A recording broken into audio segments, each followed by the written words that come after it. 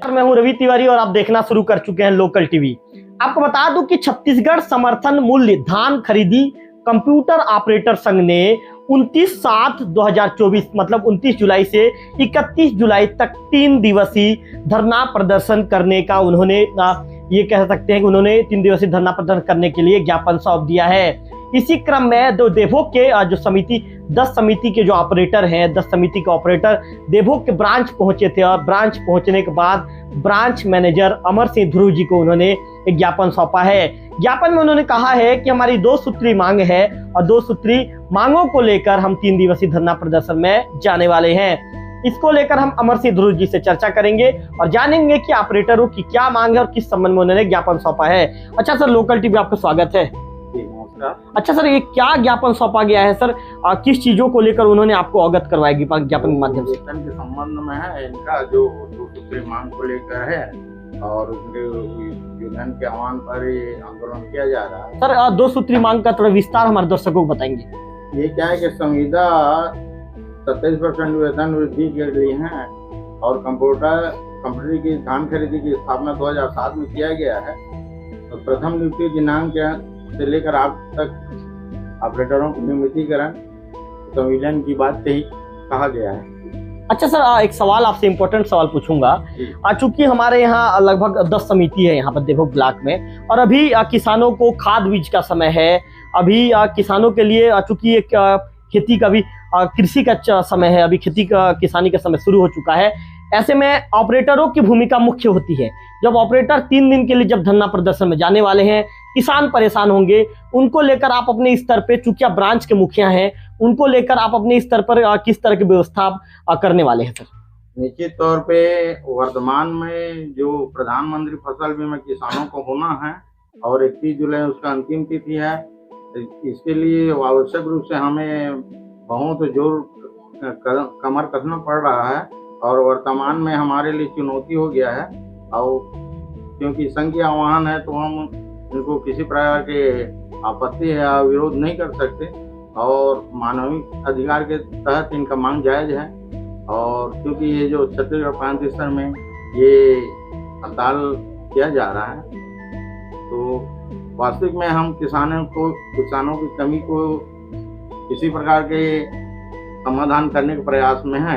Sir चूंकि आपने भी कहा है कि प्रधानमंत्री फसल बीमा योजना के लिए जो अंतिम दिनांक है वो 31 जुलाई का है और जब ऑपरेटर धरने पर जाएंगे तो काफी परेशानियों का सामना करना पड़ेगा। तो प्रधानमंत्री फसल बीमा योजना के तहत जो आपका टारगेट है वो टारगेट पूरा करने के लिए समिति स्तर पर क्या वैकल्पिक व्यवस्था की जाएगी सर? संभवतः हमारे ऑपरेटर साथी कहीं न कहीं हमारे हितैषी के रूप में काम किए हैं। हमारे ब्रांच के बाद अगर कहा जाए तो उन्होंने अपना प्रविष्टि कर लिया गया है और किसानों के नाम से प्रीमियम की राशि डेबिट भी कर चुका है। सर किसानों को परेशानी ना हो इसके लिए क्या वैकल्पिक व्यवस्था की जाएगी जब ऑपरेटर धरने पर रहेंगे तब? अभी इस बीच में क्या है कि स्थिति के लिए वैकल्पिक व्यवस्था की कुछ ये नहीं है क्योंकि प्रशिक्षित कर्मचारी होते हैं और उनकी अनुपस्थिति में उनकी जो प्रतिपूर्ति किया जाना संभव नहीं हो सकेगा। तो ये ब्रांच मैनेजर अमर सिंह ध्रुव जी को आप सुन रहे थे। मैं आपको एक बार फिर से बता दूं कि जो छत्तीसगढ़ समर्थन मूल्य धान खरीदी कंप्यूटर ऑपरेटर संघ के बैनर तले जो देवभोग ब्लॉक के भी ऑपरेटर हैं ये धरना प्रदर्शन करने वाले हैं। इनका धरना प्रदर्शन 3 दिवसीय इनका धरना प्रदर्शन रहेगा। आपको बताना चाहूंगा कि इन्होंने जो ज्ञापन सौंपा है, ज्ञापन में लिखा है कि 3 दिवसीय धरना प्रदर्शन व मांग पूरी नहीं होने पर अनिश्चितकालीन आंदोलन की सूचना देने बाबत। मैं आपको एक बार मांग बताना चाहूंगा। जो ऑपरेटर ने जो मांग लिखा है, ऑपरेटर ने ये कहा है, ऑपरेटर संघ ने, कि प्रांतीय संगठन के आह्वान पर 3 दिवसीय धरना प्रदर्शन एवं 2 सूत्री मांग पूरी नहीं होने पर अनिश्चितकालीन आंदोलन किए जाने का निर्णय लिया गया है। आपको बताना चाहूंगा कि जो इनका आंदोलन है धरना प्रदर्शन 29/7/2024 से 31/7/2024 तक 3 दिवसीय जो तूता धरना स्थल माना का है वहां पर रहने वाला है। आपको एक बार इनका मांग भी मेरे दर्शकों को बता दूं। आपको बता दूं कि इनकी 2 सूत्री मांग है। पहला मांग बताना चाहूंगा, संविदा जो 27% वेतन वृद्धि कर 23,350 रुपए वेतनमान दिया जाए एवं बोनस भत्ता भविष्य निधि लागू किया जाए, इनकी ऐसी मांग है। इसी के साथ ही इन्होंने ज्ञापन में जिक्र किया है कि पिछले खरीफ वर्ष 2023-24 का 7 माह का वेतन तत्काल जारी किया जाए तथा ऑपरेटरों को मासिक नियमित रूप से वेतन का भुगतान किया जाए।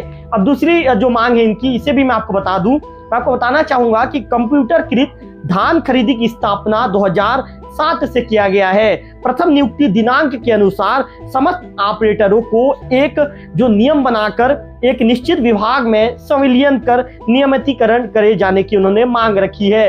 अंतिम में उन्होंने ज्ञापन में जिक्र किया है कि उपरोक्त आंदोलन में प्रदेश भर के सहकारी समिति के धान उपार्जन केंद्रों में कार्यरत 2739 डाटा एंट्री ऑपरेटर शामिल होंगे, जिससे प्रदेश में चल रहे किसानों के जन कल्याणकारी शासन की महत्वपूर्ण योजना भी प्रभावित होगी। मैं आपको बता दूं कि जो कंप्यूटर ऑपरेटर होते हैं ये ब्रांच मैनेजर का एक मुख्य हिस्सा होते हैं और समितियों में पूरा कामकाज इन्हीं के कंधे पर होता है। ऐसे में जब ये 3 दिनों के लिए धरना प्रदर्शन में जाएंगे और ऐसे में 3 दिनों के लिए समिति में भी कामकाज प्रभावित होगा, जिसके चलते समिति में भी कामकाज प्रभावित हो सकता है और किसानों को भी परेशानी हो सकती है।